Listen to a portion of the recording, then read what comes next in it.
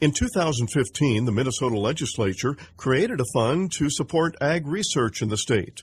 The Agriculture Research Education, Extension, and Technology Transfer, or AGREETT program, supports hiring researchers and improving infrastructure at University of Minnesota extension sites.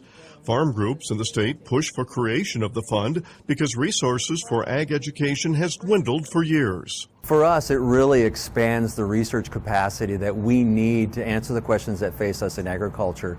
As time has gone on at the University of Minnesota, one of the things we've lost is a lot of the research capacity, the attrition in terms of dollars available to replace faculty.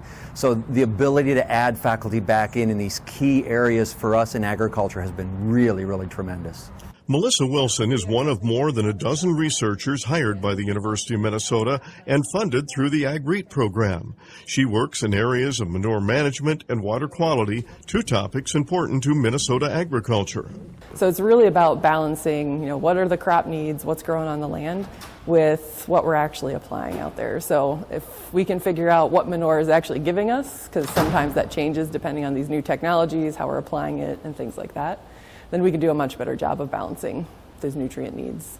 An important component of her job is to share updated research information with the state's farmers. And, a lot of times science has become really specialized recently in that you get into these really small niches versus my research program is just really broad and applied, trying to make sure we're doing things that can actually be used out in the field.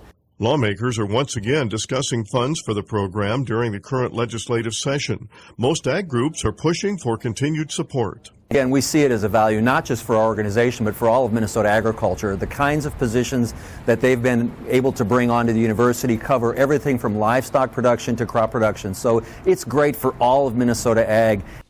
This is Lynn Kettleson reporting.